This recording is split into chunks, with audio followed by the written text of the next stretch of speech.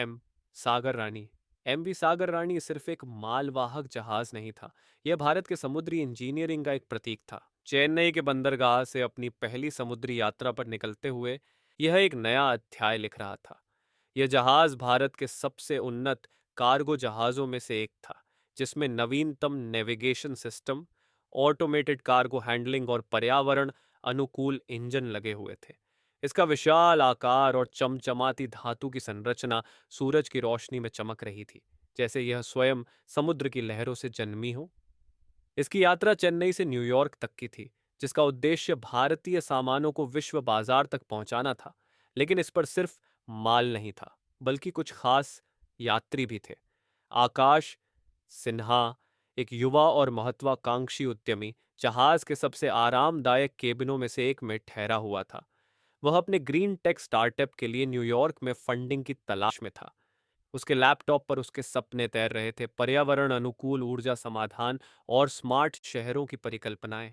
वह अक्सर जहाज के डेक पर आकर खुले समुद्र को देखता और अपने भविष्य के बारे में सोचता।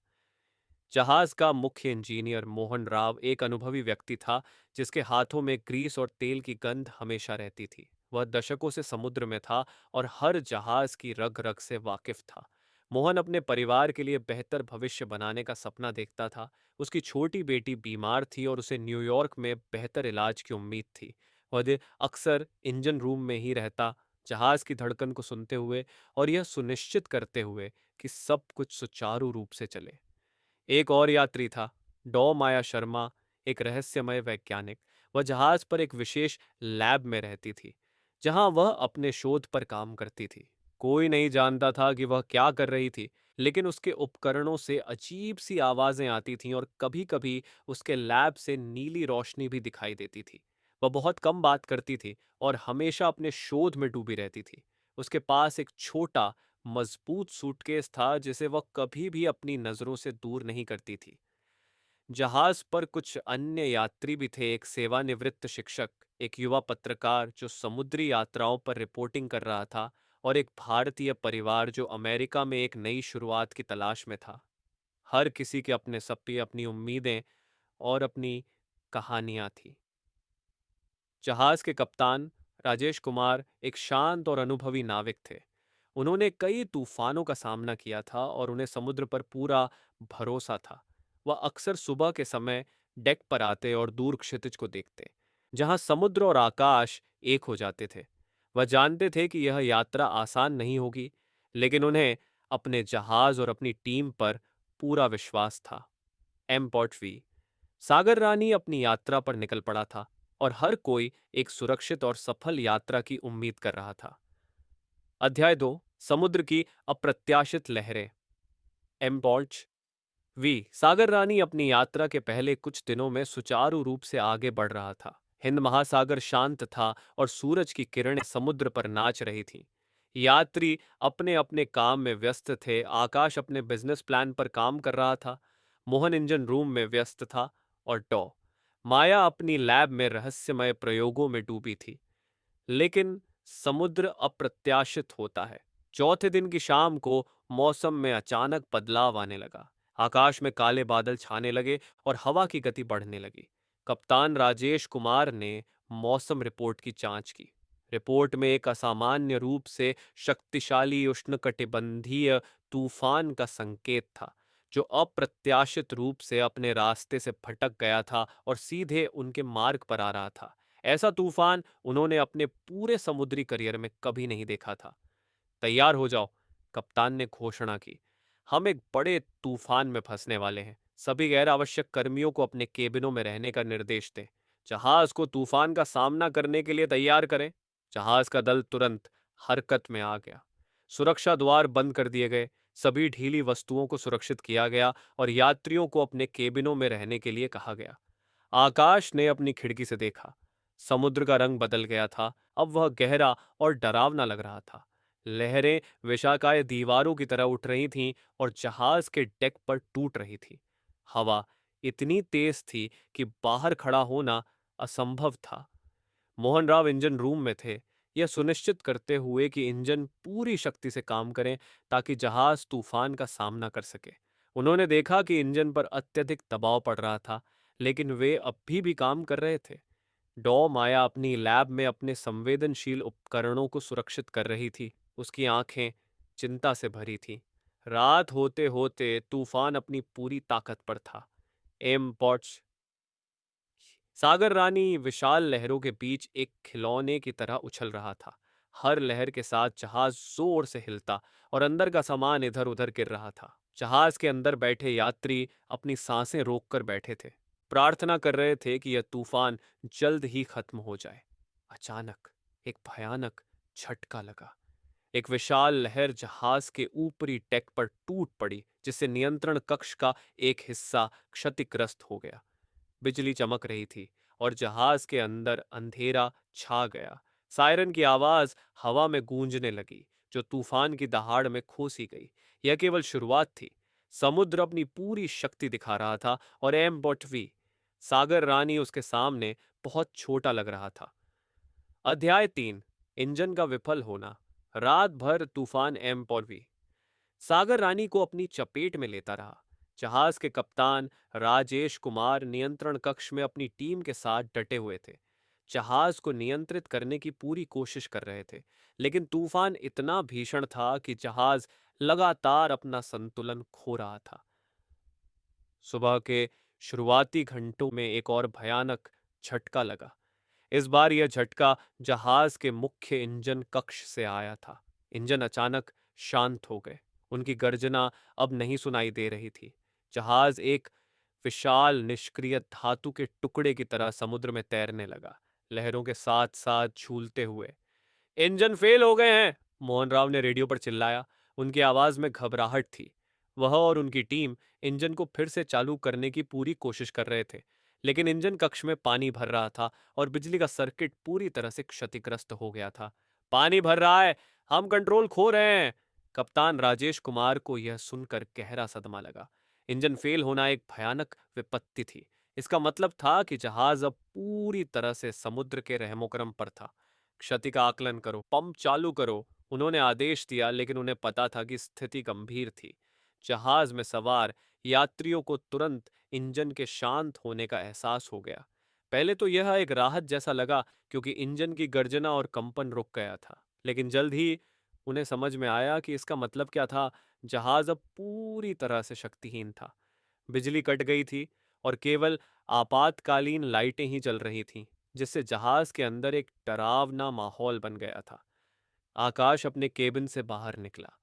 गलियारे में पानी भर रहा था और सामान तैर रहा था। उसने देखा कि लोग घबराए हुए थे, एक दूसरे को ढूंढ रहे थे। माया अपनी लैब से बाहर निकली। उसके चेहरे पर भय और चिंता साफ दिखाई दे रही थी। उसके पास अभी भी उसका रहस्यमय सूटकेस था। तूफान अभी भी जारी था, हालांकि उसकी तीव्रता थोड़ी कम हो गई थी, लेकिन अब लहरें जहाज को और भी आसानी से उछाल रही थी, क्योंकि इंजन का कोई प्रतिरोध नहीं था। जहाज के मुख्य डेक पर विशाल दरारें दिखाई देने लगी थीं और पानी तेजी से अंदर भर रहा था। जहाज धीरे धीरे एक तरफ झुकने लगा था। कप्तान ने डेक पर एक आपातकालीन घोषणा की। यात्रियों, जहाज का मुख्य इंजन विफल हो गया है। हम मरम्मत करने की कोशिश कर रहे हैं। कृपया शांत रहें और अपने लाइफ जैकेट पहन लें। बचाव दल जल्द ही आ जाएगा। उनकी आवाज में दृढ़ता थी, लेकिन उनका चेहरा चिंता से भरा था। उन्हें पता था कि अगर इंजन जल्दी ठीक नहीं हुए तो जहाज पूरी तरह से डूब जाएगा। यह एक ऐसी स्थिति थी जिसकी उन्होंने कभी कल्पना भी नहीं की थी। सागर रानी अब एक डूबता हुआ टाइटैनिक बन रहा था। अध्याय 4। अराजकता और बचाव। इंजन के विफल होने और जहाज के झुकने से एमबी सागर रानी पर पूरी तरह से अराजकता फैल गई। यात्री घबरा गए थे। लोग अपने केबिनों से बाहर निकल रहे थे, एक दूसरे को धक्का दे रहे थे और लाइफ बोट्स की ओर भाग रहे थे। हर जगह चीख पुकार मची हुई थी। कप्तान राजेश कुमार और उनके दल ने स्थिति को नियंत्रित करने की पूरी कोशिश की। शांत रहें, कतार में लगें, सभी बच्चों और महिलाओं को पहले। कप्तान चिल्ला रहे थे, लेकिन उनकी आवाज भीड़ में दब रही थी। लाइफ बोट्स को उतारने का काम शुरू हो गया था, लेकिन तेज लहरों और तूफान के कारण यह बहुत मुश्किल था। कई लाइफ बोट्स लहरों में पलट गईं, जिससे लोगों की जान खतरे में पड़ गई। आकाश ने देखा कि लोग एक दूसरे को रौंद रहे थे। उसने हिम्मत जुटाई और कुछ लोगों को शांत करने की कोशिश की। शांत हो जाइए, अगर हम एक साथ काम नहीं करेंगे तो कोई नहीं बचेगा। उसने कुछ बच्चों को एक सुरक्षित जगह पर ले जाने में मदद की। मोहन राव अपने कुछ इंजीनियरों के साथ इंजन रूम से बाहर निकले। वे पूरी तरह से भीगे हुए थे और उनके चेहरे पर निराशा थी। उन्होंने इंजन को बचाने की आखिरी कोशिश की थी, लेकिन वे असफल रहे थे। अब उनका ध्यान लोगों को बचाने पर था। उन्होंने कुछ यात्रियों को लाइफ बोट्स में चढ़ने में मदद की। डॉ माया अपने सूटकेस को ककर पकड़े हुए भी भीड़ में थी। उसकी आंखें हर जगह घूम रही थीं, जैसे वह कुछ महत्वपूर्ण खोज रही हो। उसने देखा कि एक लाइफबोट पर बहुत कम लोग थे और वह उस ओर भागी। जहाज का डेक अब बहुत तेजी से पानी में डूब रहा था।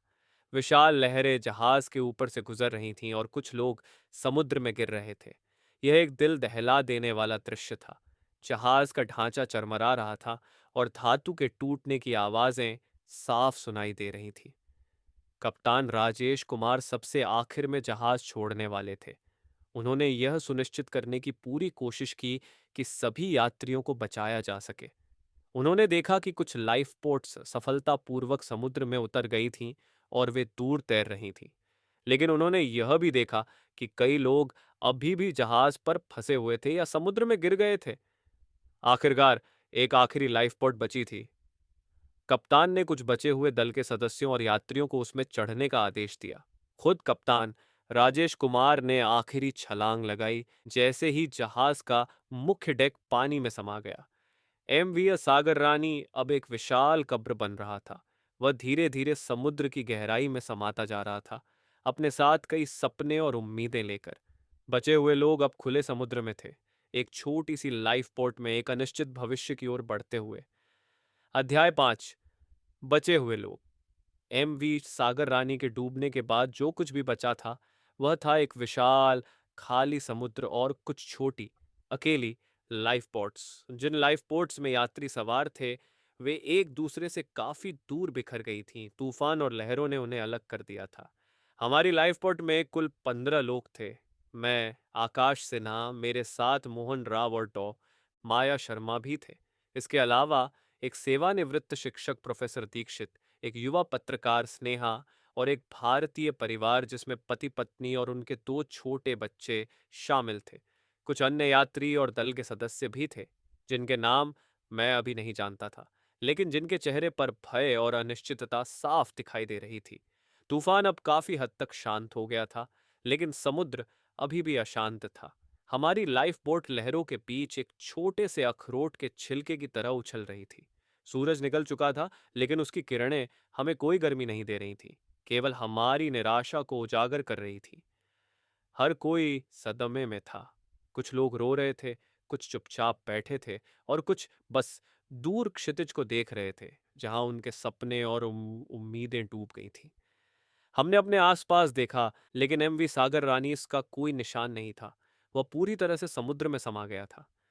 मोहन राव ने लाइफ बोट में मौजूद पानी और खाने के राशन की जांच की। हमारे पास बहुत कम है, उन्होंने उदास आवाज में कहा। शायद कुछ दिनों के लिए ही पर्याप्त है। हमें पानी बहुत सावधानी से इस्तेमाल करना होगा। तो माया अपने सूटकेस को कूकर पकड़े हुए थी। उसने सूटकेस खोला और उसमें से कुछ इलेक्ट्रॉनिक उपकरण निकाले, लेकिन वे पानी से क्षतिग्रस्त हो गए थे। उसकी आंखों में निराशा थी। हमने लाइफ बोट में एक छोटा सा रेडियो देखा, लेकिन उसकी बैटरी खत्म हो चुकी थी। हम पूरी तरह से कटे हुए थे। कोई संपर्क नहीं, कोई मदद नहीं। हम हिंद महासागर के बीच में फंसे हुए थे, अथांग समुद्र में एक छोटी सी उम्मीद की किरण। प्रोफेसर दीक्षित ने कुछ लोगों को शांत करने की कोशिश की। हमें हिम्मत रखनी होगी, उन्होंने कहा। हमें एक साथ काम करना होगा, उम्मीद नहीं छोड़नी चाहिए। लेकिन उम्मीद खो रही थी। सूरज की किरणें हमारे ऊपर पड़ रही थीं, लेकिन हम गर्मी नहीं, बल्कि एक असीम खालीपन महसूस कर रहे थे। एम्ब्रोवी सागर रानी के बचे हुए लोग अब एक नए संघर्ष के लिए तैयार थे, अस्तित्व का संघर्ष। समुद्र अब उनकी अंतिम परीक्षा लेने वाला था। भाग 2, अस्तित्व का संघर्ष। अध्याय 6, सीमित संसाधन। पहले दिन का सूरज ढल रहा था और लाइफ बोट में बैठे 15 लोगों को अब अपनी कठिन वास्तविकता का सामना करना पड़ रहा था। सीमित संसाधन। मोहन राव ने सभी बचे हुए सामान का एक विस्तृत मूल्यांकन किया। हमारे पास पानी केवल कुछ छोटी बोतलें, मुश्किल से 3 दिनों के लिए अगर बहुत सावधानी से उपयोग किया जाए। खाना कुछ बिस्कुट के पैकेट और एनर्जी बार जो 1 या 2 दिन ही चल सकते थे। चिकित्सा किट एक छोटी सी प्राथमिक चिकित्सा किट जिसमें कुछ बैंडेज, एंटीसेप्टिक और दर्द निवारक गोलियां थीं। अन्य सामान एक क्षतिग्रस्त रेडियो जो काम नहीं कर रहा था, कुछ लाइफ जैकेट जो हमने पहन रखे थे, एक छोटी सी नाव की चप्पू और डॉ माया का रहस्यमय सूटकेस जिसके अंदर के उपकरण अब पानी से बर्बाद हो चुके थे। मोहन राव ने सभी को पानी का सख्त राशन करने का निर्देश दिया। हमें प्रति व्यक्ति प्रतिदिन केवल एक छोटा घूंट पानी मिलेगा, उन्होंने कहा, और खाने के लिए भी हमें बहुत कम मिलेगा। हमें हर बूंद और हर कण का सम्मान करना होगा। यह सुनकर सभी के चेहरे पर निराशा छा गई। पानी की कमी सबसे बड़ी चिंता थी। समुद्र का खारा पानी हमारे लिए अनुपयोगी था और पीने के पानी के लिए कोई स्पष्ट स्रोत नहीं था। बच्चे प्यास से रोने लगे थे और उनके माता-पिता उन्हें शांत करने की कोशिश कर रहे थे, लेकिन उनके पास भी कोई जवाब नहीं था। आकाश ने देखा कि लोग धीरे-धीरे अपनी हिम्मत खो रहे थे। उसने कुछ नया सोचने की कोशिश की। क्या हमारे पास कोई ऐसा उपकरण है जिससे हम पानी को शुद्ध कर सके? उसने पूछा। मोहन राव ने सिर हिलाया। नहीं, हमारे पास ऐसा कुछ भी नहीं है। जहाज पर बड़े पैमाने पर डिसैलिनेशन प्लांट थे, लेकिन वे अब समुद्र में हैं। डॉ माया अपने सूटकेस में से कुछ टूटे हुए उपकरण निकाल रही थी। वह अभी भी कुछ उपयोगी ढूंढने की कोशिश कर रही थी, लेकिन कुछ खास मिल नहीं रहा था। प्रोफेसर दीक्षित ने लोगों को कहानियां सुनाने और ध्यान भटकाने की कोशिश की, लेकिन प्यास और भूख की असहनीय भावना ने सभी को जकड़ रखा था। रात होते होते ठंडी हवा और समुद्र की लहरें उन्हें और भी कमजोर कर रही थीं। चांदनी में समुद्र और भी विशाल और डरावना लग रहा था। बचे हुए लोगों को अब समझ आ रहा था कि यह केवल एक तूफान से बचना नहीं था, बल्कि यह एक लंबी और भीषण लड़ाई थी, खुद से, प्रकृति से और सीमित संसाधनों से। हर गुजरते घंटे के साथ अस्तित्व की संभावनाएं कम होती जा रही थीं। अध्याय पीने के पानी की समस्या। दूसरा दिन आया और उसके साथ पीने के पानी की समस्या और भी गंभीर हो गई। सूरज अब तेज चमक रहा था और उसकी गर्मी ने हमारी प्यास को और बढ़ा दिया था। हमारे पास जो थोड़ा पानी बचा था उसे भी बहुत ही सीमित मात्रा में दिया जा रहा था। हर कोई अपनी बारी का इंतजार कर रहा था और जब उन्हें पानी का एक छोटा घूंट मिलता तो वे उसे धीरे धीरे पीते, मानो वह अमृत हो। बच्चों की हालत खराब हो रही थी। वे लगातार पानी मांग रहे थे और उनके माता पिता असहाय महसूस कर रहे थे। स्नेहा पत्रकार ने अपने सूखे होठों को छुआ। हम कब तक ऐसे रह सकते हैं? उसने फुसफुसाया। मोहन राव ने लाइफ बोट के चारों ओर देखा। हमें कुछ करना होगा, उन्होंने कहा। अगर हमें ताज़ा पानी नहीं मिला तो हम ज्यादा देर तक नहीं टिक पाएंगे। उन्होंने कुछ खाली बोतलें और प्लास्टिक के टुकड़े निकाले। हम एक साधारण सौर जल शोधक बनाने की कोशिश कर सकते हैं। ये एक पुरानी तकनीक थी, लेकिन खुले समुद्र में यह कितनी प्रभावी होगी ये कोई नहीं जानता था। उन्होंने प्लास्टिक की चादरों को फैलाया और उनके नीचे पानी से भरी बोतलें रखी। आशा थी कि सूरज की गर्मी पानी को वाष्पीकृत करेगी और वाष्प प्लास्टिक पर संघनित होकर शुद्ध पानी की बूंदें बनाएगी। यह बहुत धीमी प्रक्रिया थी और उसकी सफलता की कोई गारंटी नहीं थी। डॉ माया, जो अभी भी अपने उपकरणों को देख रही थी, ने मोहन की मदद करने की पेशकश की। उसकी वैज्ञानिक सोच इस समय बहुत महत्वपूर्ण थी। उसने कुछ बचे हुए तार और छोटी बैटरियों का उपयोग करके एक छोटा कंडेंसर बनाने की कोशिश की, ताकि वाष्पीकरण की प्रक्रिया को तेज किया जा सके। आकाश भी इस काम में शामिल हो गया। उसने देखा कि यह एक छोटी सी आशा थी, लेकिन यह कुछ करने का मौका दे रही थी। उन्होंने घंटों तक काम किया, सूरज की गर्मी में पसीना बहाते हुए, हर बूंद पानी की उम्मीद में। शाम तक उन्होंने कुछ बूंदें एकत्र की। यह बहुत कम थी, लेकिन यह एक शुरुआत थी। यह पर्याप्त नहीं है, मोहन ने कहा, लेकिन यह कुछ तो है। हमें बारिश की उम्मीद करनी होगी। रात में आकाश में तारे चमक रहे थे। समुद्र शांत था, लेकिन लाइफ बोट में बैठे लोगों के अंदर तूफान चल रहा था।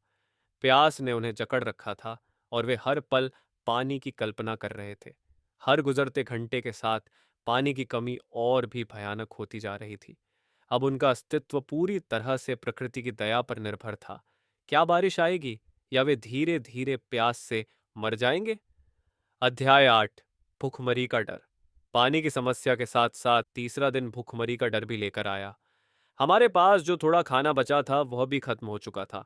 बिस्कुट के पैकेट खाली थे और एनर्जी बार अब नहीं थे। पेट में भूख का दर्द शुरू हो गया था और कमजोर शरीर अब हिलने में भी असमर्थ महसूस कर रहे थे। बच्चे कमजोर पड़ गए थे और उनकी आवाजें भी शांत हो गई थीं। उनकी माएं उन्हें अपने सीने से लगाए हुए थीं, लेकिन उनके पास उन्हें देने के लिए कुछ भी नहीं था। लोगों के चेहरे मुरझा गए थे और उनकी आंखें धंस गई थीं। मोहन राव और आकाश ने लाइफ बोट के चारों ओर देखा, कुछ भी खाने लायक ढूंढने की उम्मीद में। उन्होंने जहाज के मलबे के कुछ छोटे टुकड़े देखे जो तैर रहे थे, लेकिन उनमें कुछ भी खाने लायक नहीं था। उन्होंने मछली पकड़ने की कोशिश की, लेकिन उनके पास कोई जाल या कांटा नहीं था। समुद्र में मछलियां दिख रही थीं, लेकिन वे उन तक पहुंच नहीं सकते थे।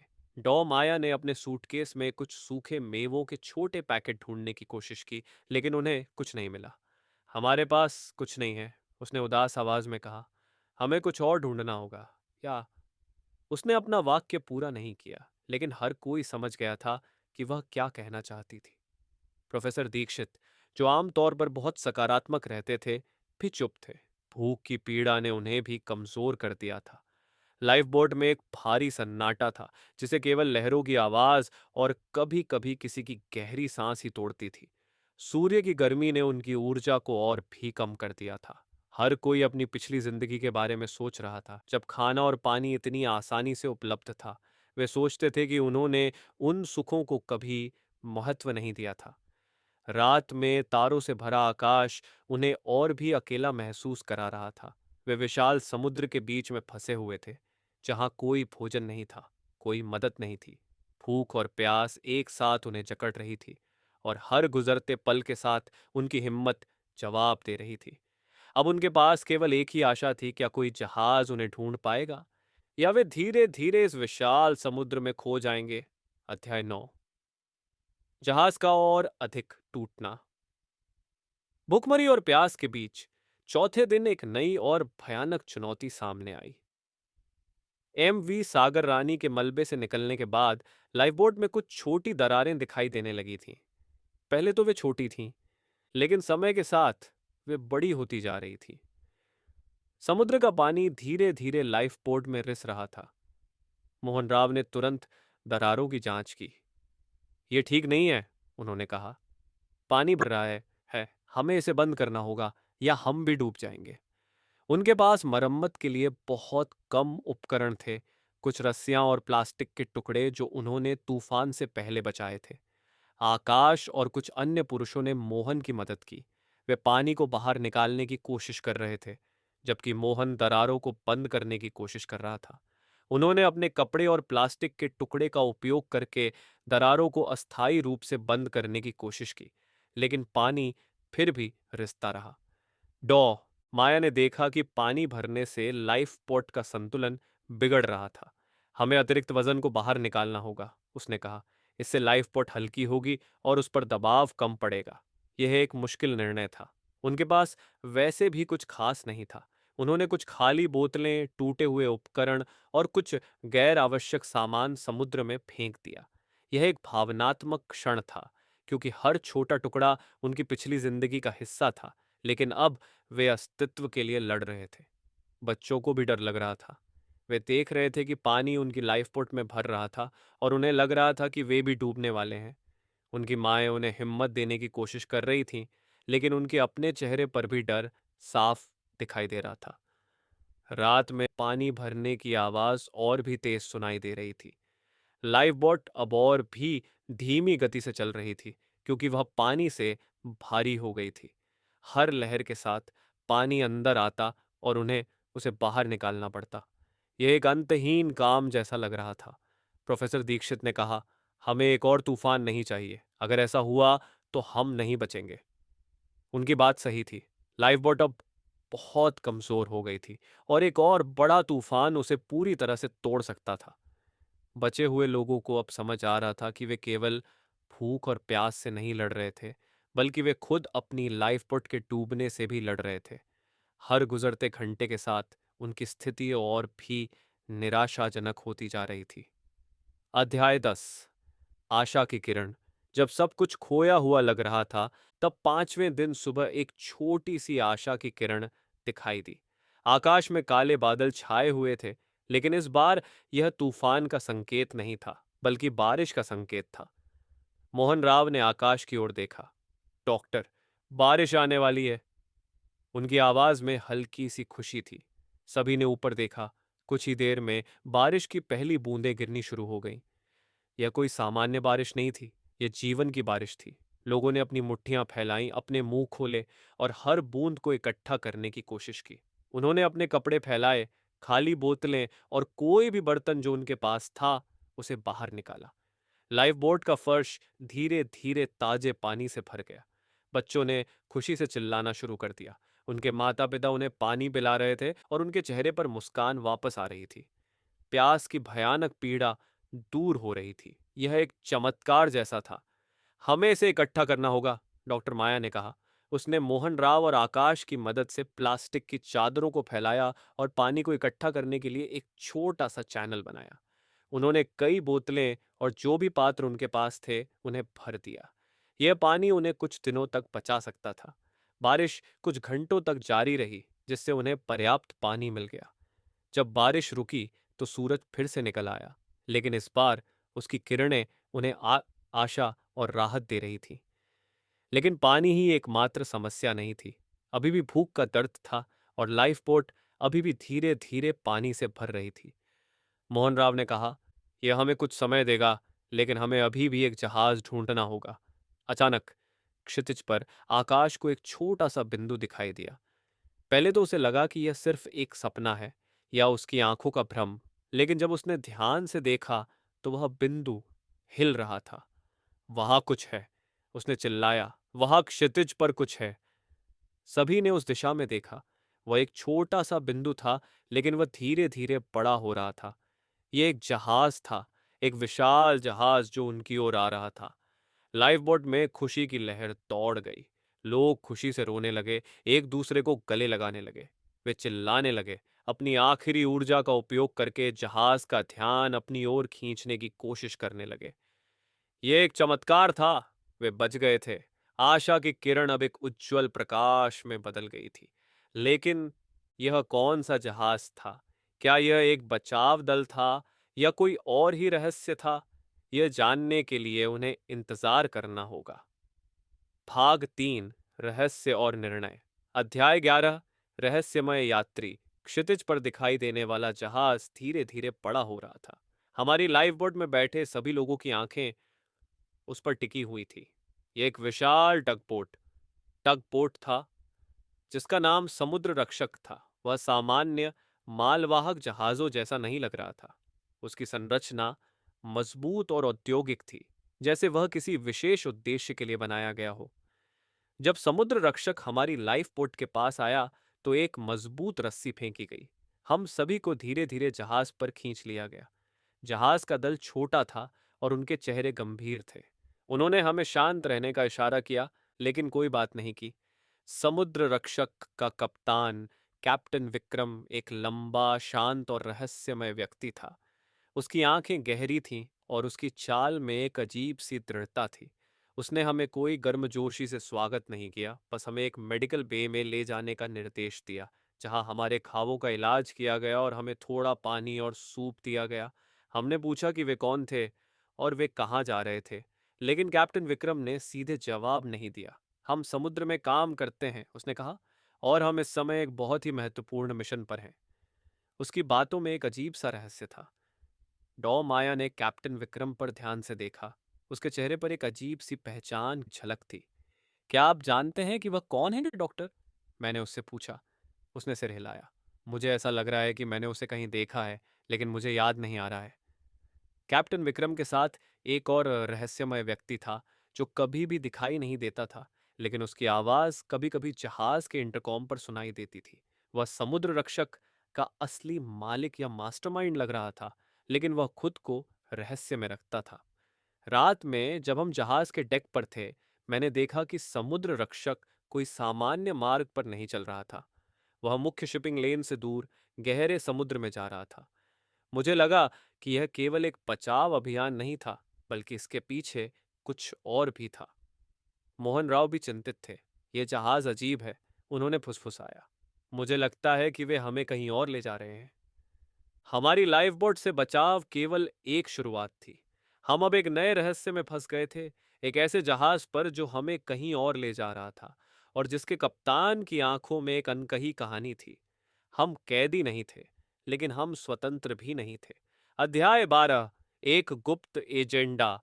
समुद्र रक्षक पर हमारे बचाव के बाद के दिन अजीब थे। कैप्टन विक्रम और उसके दल ने हमें बुनियादी जरूरतें प्रदान की, लेकिन वे हमारे सवालों का जवाब देने से कतराते थे। जहाज लगातार मुख्य शिपिंग लेन से दूर अज्ञात समुद्री मार्गों पर चल रहा था, जो हमें और भी चिंतित कर रहा था। मैंने और मोहन राव ने मिलकर जहाज का निरीक्षण करने की कोशिश की। हमें पता चला कि समुद्र रक्षक एक सामान्य टगबोट नहीं था। यह एक अत्यधिक संशोधित जहाज था, जिसमें उन्नत सोनार उपकरण, पानी के भीतर की ड्रिलिंग मशीनें और भूमिगत मैपिंग तकनीक लगी हुई थी। ऐसा लग रहा था कि वे किसी गुप्त खनन या अन्वेषण अभियान पर थे। सबसे रहस्यमय बात कैप्टन विक्रम का मास्टर था, जिसकी आवाज कभी-कभी जहाज के इंटरकॉम पर सुनाई देती थी। उसकी आवाज गंभीर और अधिकारपूर्ण थी, और वह कैप्टन विक्रम को सीधे आदेश देता था। यह मास्टर कभी भी दिखाई नहीं देता था, और कोई नहीं जानता था कि वह जहाज पर ही था या कहीं दूर से संपर्क कर रहा था। डॉ माया अचानक एक दिन बहुत शांत और गंभीर हो गई। मुझे याद आ गया, उसने कहा। उसकी आंखों में एक अजीब सी चमक थी। कैप्टन विक्रम और उसका मास्टर कौन है? वे एक बहुत ही खतरनाक ग्लोबल रिसर्च फर्म के सदस्य हैं, जिसे नेपच्यून होल्डिंग्स के नाम से जाना जाता है। वे गहरे समुद्र में दुर्लभ खनिजों और ऊर्जा स्रोतों की खोज करते हैं, अक्सर अवैध तरीकों का उपयोग करके। यह सुनकर मैं और मोहन राव चौंक गए। तो वे हमें बचाने नहीं आए थे, मैंने कहा। वे बस हमें अपने रास्ते में नहीं चाहते थे। नहीं, ऐसा नहीं है, डॉमाया ने कहा। वे हमें बचाने आए थे क्योंकि एम.वी. सागर रानी उनके गुप्त ऑपरेशन के रास्ते में था। वे नहीं चाहते थे कि कोई जीवित गवाह हो जो उनके समुद्री क्षेत्र में जहाज के डूबने की रिपोर्ट करे। अब हमें समझ में आया कि हम केवल बचे हुए लोग नहीं थे, बल्कि हम नेपच्यून होल्डिंग्स के कैदी थे। वे हमें अपने गुप्त एजेंडे में बाधा नहीं बनने देना चाहते थे। उनकी योजना क्या थी? क्या वे हमें हमेशा के लिए अपने साथ रखेंगे? कैप्टन विक्रम ने एक दिन घोषणा की, हम जल्द ही अपने गंतव्य पर पहुंचने वाले हैं। आप सभी को वहां सुरक्षित रखा जाएगा। उसकी बातों में कोई आश्वासन नहीं था, केवल एक आदेश था। हमें पता था कि यह एक नया संकट था। हम समुद्र के कहर से बच गए थे, लेकिन अब हम एक ऐसे मानव निर्मित खतरे में फंस गए थे, जिससे निकलना और भी मुश्किल हो सकता था। समुद्र रक्षक का रहस्यमय एजेंडा अब हमारी जान के लिए खतरा बन चुका था। अध्याय 13। नेतृत्व का संघर्ष। जैसे जैसे समुद्र रक्षक अपने रहस्यमय गंतव्य की ओर बढ़ रहा था, हमारे बचे हुए यात्रियों के बीच तनाव बढ़ने लगा। अब जब हमें नेपच्यून होल्डिंग्स के गुप्त एजेंडे का पता चला था, तो भय और अनिश्चितता ने सभी को घेर लिया था। कैप्टन विक्रम का कठोर और रहस्यमय व्यवहार भी इस तनाव को बढ़ा रहा था। वह हमें कैदियों की तरह रखता था, हालांकि उसने हमें शारीरिक रूप से कोई नुकसान नहीं पहुंचाया था। हमारे समूह में प्रोफेसर दीक्षित, जो एक सेवानिवृत्त शिक्षक थे, ने नैतिक नेतृत्व लेने की कोशिश की। हमें शांत रहना होगा, उन्होंने कहा। हमें एक साथ रहना होगा और कोई रास्ता निकालना होगा। लेकिन उनकी बात सुनने वाले कम थे। भूख, प्यास और भय ने लोगों को चिड़चिड़ा बना दिया था। एक युवा दल का सदस्य अर्जुन, जो जहाज पर पहले एक जूनियर इंजीनियर था, उसने मोहन राव पर गुस्सा करना शुरू कर दिया। यह सब तुम्हारी गलती है मोहन। अगर तुमने इंजन को ठीक से नहीं संभाला होता, तो हम यहां नहीं होते। मोहन, जो खुद भी गहरे सदमे में था, ने जवाब दिया, तूफान इतना भीषण था कि कोई कुछ नहीं कर सकता था। दोनों के बीच झगड़ा बढ़ने लगा। मैंने, आकाश, ने स्थिति को नियंत्रित करने की कोशिश की। हमें एक दूसरे से लड़ने की जरूरत नहीं है, मैंने कहा। हमें एकजुट होना होगा। नेपच्यून होल्डिंग्स का सामना कैसे करना है, इस पर ध्यान केंद्रित करो। डॉ माया, जो अब अपनी वैज्ञानिक सोच के साथ सक्रिय हो गई थी, ने एक योजना बनाने की कोशिश की। हमें जहाज के सिस्टम को समझना होगा, उसने कहा। अगर हम मास्टर या कैप्टन विक्रम से संपर्क कर सकें और उनकी योजना को समझ